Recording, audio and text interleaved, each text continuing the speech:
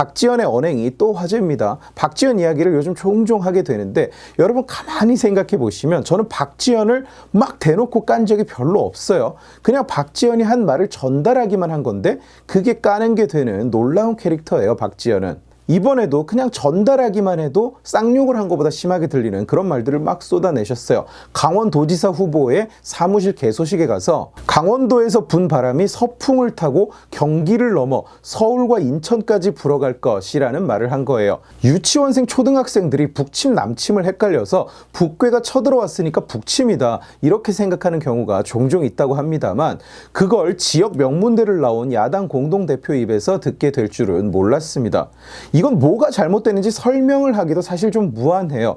서풍은 서쪽으로 부는 바람이 아니라 서쪽에서 불어오는 바람이죠.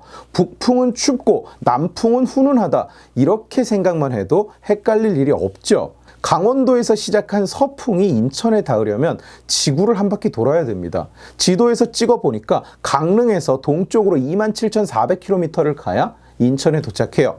민주당에서 부는 그 바람이라는 게 얼마나 험난하고 얼마나 먼 길을 앞두고 있는지 그걸 설명하려고 든 건지도 모르죠.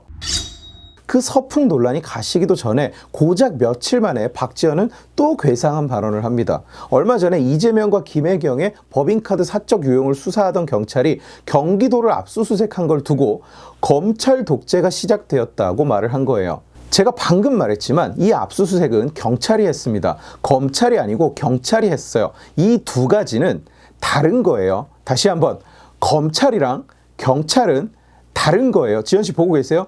검찰과 경찰은 다른 겁니다. 또한 당연한 말이지만 무슨 윤 대통령이 취임하고 나서 지시를 받고 수사를 갑자기 시작해서 7일 만에 압수수색을 한 게 아니라 예전부터 수사하던 사건입니다. 경찰이 수사하던 사건을 경찰이 압수수색을 했는데 그걸 두고 봐라, 검찰 출신 대통령이 취임하니까 검찰 독재가 시작됐다 이러고 있는 거예요. 이 발언이 하루 만에 온 언론을 도배하다시피 하고 국힘당에서도 검찰 경찰 구분도 못하냐고 맞받아치면서 꼴이 우스워지자 박지원이 나서서 해명을 하는데 그 해명이 더 웃겨요. 제가 검찰 경찰을 착각한 게 아니고요. 절대 아니고요. 경찰인 걸 몰라서 그런 게 아니라 검찰을 독재 영역에 경찰의 편파 수사도 포함이 되잖아요. 저는 이게 무슨 말인지 알아들을 수가 없어요. 말을 알아들을 수 없기로는 고민정과 양대산맥이죠. 검찰 독재에는 경찰의 수사도 포함이다. 검찰이 부패해서 경찰이 수사해야 된다고 검수안박을 한다더니 이제 경찰도 검찰의 일부다. 경찰도 니네를 수사하면 검찰 독재다. 이럴 거면 검수안박은 대체 왜 했습니까? 어차피 경찰이 검찰인데 이젠 경찰도 수사권을 조정하자고 할 건가요? 동사무소에서 수사하게 할 겁니까? 이게 그냥 이재명 지키기로만 이렇게 여론이 형성되고 있는 것 같아서 그게 아니라 윤석열 정부의 그런 독재에 대해서 조금 더 우리가 집중해야 하지 않을까? 문장이 한층 더 어려워졌어요. 그러니까 경찰을 검찰이라고 몰아가는 것은 이재명 지키기라고 사람들이 생각을 하지만 사실 이건 윤석열 정부의 독재고 우리는 거기에 집중하자. 이재명을 욕하지 말고 검찰 독재를 하는 윤석열을 욕해야 된다. 검찰 독재를 어떻게 하고 있느냐. 경찰이 압수수색을 함으로써 검찰 독재를 하고 있다. 경찰이 하는 수사가 왜 검찰 독재냐. 그건 경찰의 수사도 검찰의 일부이기 때문이다. 이렇게 되는 거예요. 이게 대체 무슨 소리야? 이런 생각이 드셨다면 여러분의 이해력은 매우 정상입니다. 대체 어떤 사고의 흐름에 의해서 이런 문장이 입에서 튀어나오게 되는 건지 저는 이해할 수가 없습니다.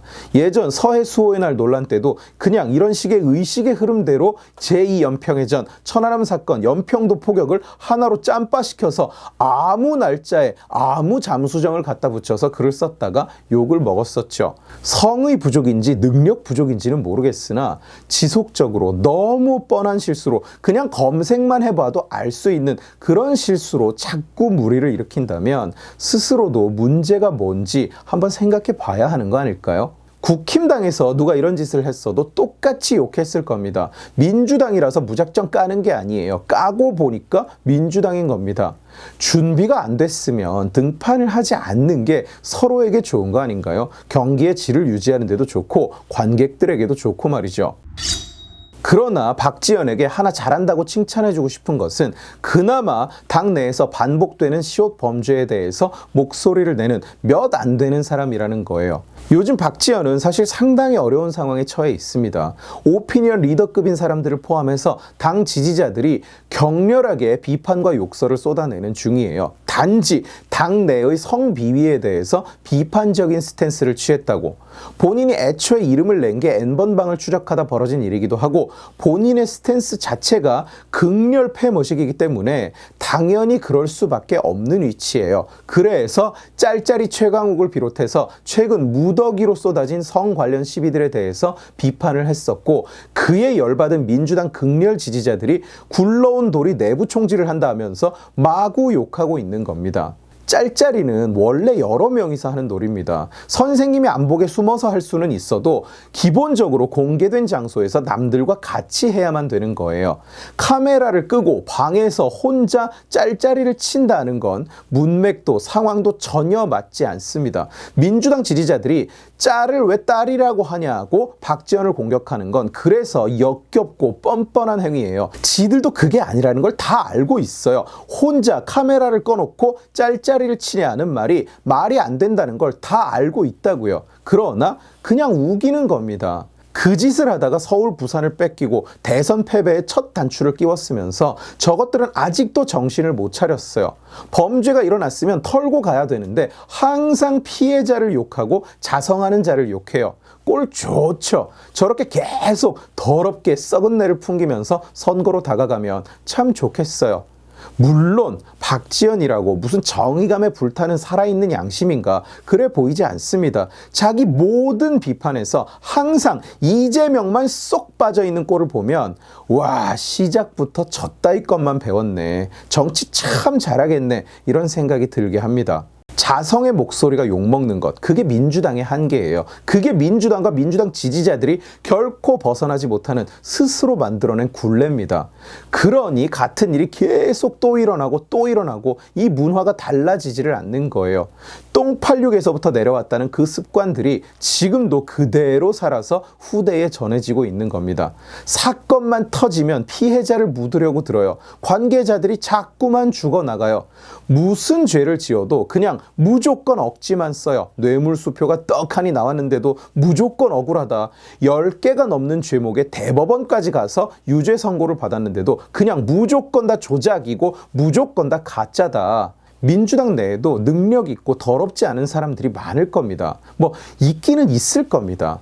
그런 사람들이 크려면 앞에 줄 서 있는 범죄자들이 사라져 줘야 되는데 전과 사범을 종교 지도자로 모시고 있으니 발전이 있을 턱이 있나요? 그러나 과연 그렇다면 국힘당은 올바르고 정직하고 정의로울까요? 천만에요.